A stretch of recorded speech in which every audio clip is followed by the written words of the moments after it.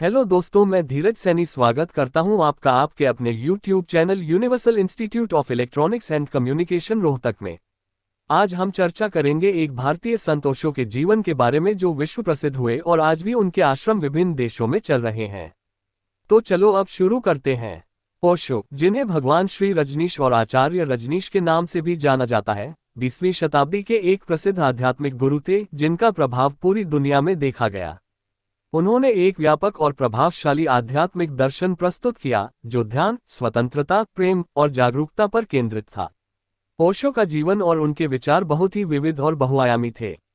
उनके अनुयायी उन्हें एक क्रांतिकारी विचारक के रूप में मानते थे, जबकि उनके आलोचक उन्हें विवादास्पद व्यक्ति के रूप में देखते थे।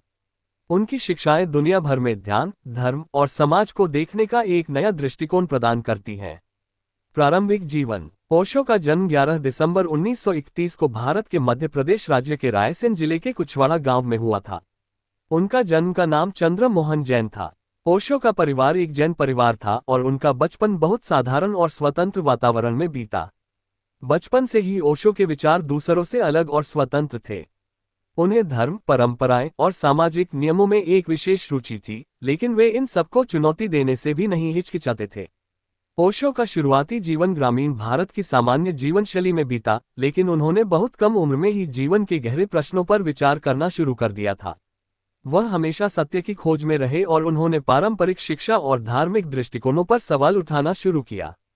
उनके माता पिता ने भी उनके स्वतंत्र विचारों को समर्थन दिया और ओशो को एक खुला और स्वतंत्र वातावरण मिला जिसमें वे अपने विचारों का विकास कर सके।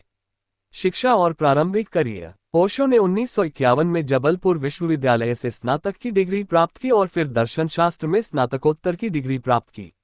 उन्होंने कुछ समय तक एक प्रोफेसर के रूप में भी कार्य किया, लेकिन जल्दी ही उन्हें यह एहसास हुआ कि उनकी सच्ची बुलाहट ध्यान और अध्यात्म की ओर थी।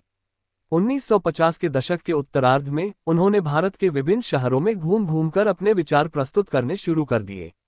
ओशो ने पारंपरिक धार्मिक शिक्षाओं और मान्यताओं को चुनौती दी और लोगों को स्वतंत्र रूप से सोचने और अपने जीवन के बारे में जागरूक होने के लिए प्रेरित किया। वे जोर देते थे कि धार्मिक सिद्धांतों और परंपराओं का अंधानुकरण करने की बजाय व्यक्ति को अपने अंदर की सच्चाई की खोज करनी चाहिए। उन्होंने कहा कि ध्यान एकमात्र ऐसा माध्यम है जिससे व्यक्ति आत्मज्ञान प्राप्त कर सकता है। रजनीश आंदोलन की शुरुआत। 1960 के दशक में ओशो ने अपना सार्वजनिक प्रवचन कार्य तेज कर दिया और उन्होंने आचार्य रजनीश के नाम से प्रसिद्धि प्राप्त की। वे एक उत्तेजक वक्ता थे और उनके भाषणों में अक्सर प्रचलित सामाजिक और धार्मिक व्यवस्थाओं की कड़ी आलोचना होती थी। उन्होंने सभी प्रकार के धर्मों, परंपराओं और संगठनों को चुनौती दी जो उन्होंने महसूस किया कि व्यक्तिगत स्वतंत्रता को बाधित कर रहे थे। 1966 में उन्होंने शिक्षण कार्य से इस्तीफा दिया और अपना सारा समय प्रवचन देने और ध्यान के माध्यम से लोगों को जागरूकता की दिशा में ले जाने के लिए समर्पित कर दिया। इसी समय उन्होंने भारत और विदेशों में हजारों अनुयायियों को आकर्षित किया। उनके अनुयायी उन्हें भगवान के रूप में देखने लगे और उनका संदेश व्यापक रूप से फैलने लगा। ओशो के अनुयायियों का समुदाय, जिसे सन्यासिन कहा जाता था, तेजी से बढ़ने लगा।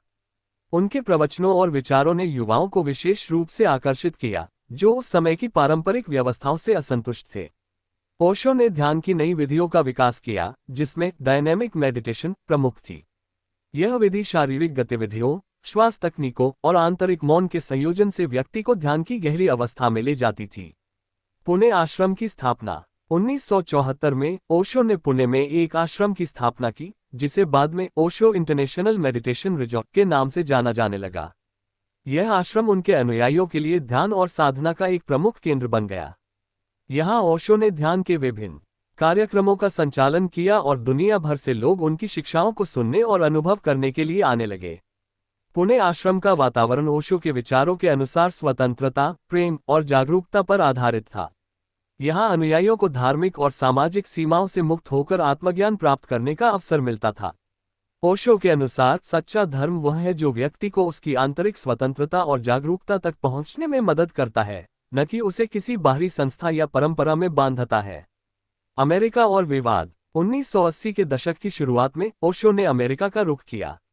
उनके अनुयायियों ने वहां ओरेगन राज्य में एक विशाल कम्यून की स्थापना की, जिसे रजनीशपुरम के नाम से जाना गया। ये कम्यून 64,000 एकड़ भूमि पर फैला हुआ था और इसमें हजारों अनुयायी रहते थे। ये कम्यून आत्मनिर्भर था और इसमें एक संपूर्ण शहर की सभी सुविधाएं थीं। हालांकि रजनीशपुरम जल्दी ही विवादों में आ गया। स्थानीय लोग और अमेरिकी सरकार ओशो और उनके अनुयायियों की गतिविधियों से चिंतित हो गए। ओशो पर कर चोरी, अवैध गतिविधियों और सामूहिक नियंत्रण के आरोप लगाए गए। उनके कम्यून के भीतर भी आंतरिक संघर्ष और समस्याएं उभरने लगीं। 1985 में ओशो को गिरफ्तार किया गया और उन्हें अमेरिका छोड़ने के लिए मजबूर किया गया। इसके बाद उन्होंने कई देशों की यात्रा की, लेकिन उन्हें कहीं भी स्थायी रूप से बसने की अनुमति नहीं मिली। अंततः वे भारत लौट आए और पुणे आश्रम में पुनः बस गए। बाद का जीवन और मृत्यु। 1987 में ओशो ने पुणे आश्रम में अपने प्रवचनों का फिर से आयोजन करना शुरू किया। उन्होंने अपनी शिक्षाओं को और भी सरल और व्यापक बनाया, ताकि अधिक से अधिक लोग उनसे लाभान्वित हो सकें। उन्होंने ये भी कहा कि ध्यान केवल एक साधना नहीं, बल्कि जीवन जीने की एक कला है। 1990 में ओशो की स्वास्थ्य स्थिति बिगड़ने लगी। 19 जनवरी 1990 को पुणे में उनकी मृत्यु हो गई।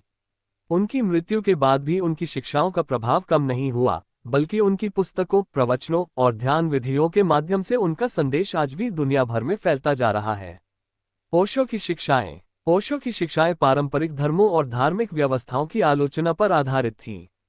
वे मानते थे कि धर्म और समाज ने व्यक्ति की स्वतंत्रता को छीन लिया है और उसे अंधविश्वास और नियमों के बंधन में जकड़ दिया है।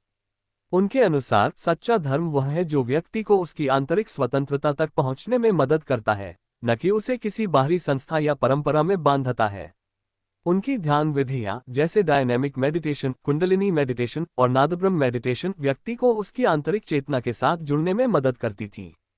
उनका मानना था कि ध्यान ही वह मार्ग है जिससे व्यक्ति अपनी सच्चाई और आनंद को प्राप्त कर सकता है। ओशो की विरासत। ओशो की शिक्षाओं का प्रभाव आज भी दुनिया भर में देखा जा सकता है। उनके विचारों ने ध्यान, योग और आध्यात्मिकता के क्षेत्र में एक नई दिशा दी है। उनके अनुयायी उन्हें एक आधुनिक युग के गुरु के रूप में मानते हैं, जिन्होंने पारंपरिक धर्मों और समाजों के ढांचे को चुनौती दी और एक नया दृष्टिकोण प्रस्तुत किया। ओशो के जीवन और उनके विचारों ने दुनिया भर में लाखों लोगों को प्रभावित किया है। उनके प्रवचनों और पुस्तकों के माध्यम से आज भी लोग ध्यान और आत्मज्ञान की दिशा में प्रयास कर रहे हैं। उनके पुणे आश्रम, जिसे अब ओशो इंटरनेशनल मेडिटेशन रिजॉर्ट कहा जाता है, आज भी ध्यान और साधना के प्रमुख केंद्रों में से एक है, जहां लोग उनके विचारों और ध्यान विधियों को अनुभव करने के लिए आते हैं। निष्कर्ष। ओशो का जीवन और उनके विचार स्वतंत्रता, जागरूकता और आत्मज्ञान की दिशा में एक क्रांतिकारी कदम थे। उनके अनुयायियों के लिए वे केवल एक गुरु नहीं, बल्कि एक ऐसे मार्गदर्शक थे जिन्होंने उन्हें जीवन की गहराइयों और उसकी सच्चाइयों की खोज करने के लिए प्रेरित किया। UIEC से जुड़े रहने के लिए चैनल को सब्सक्राइब कीजिए और नई जानकारी तुरंत पाने के लिए बेल आइकॉन को प्रेस कीजिए। धन्यवाद।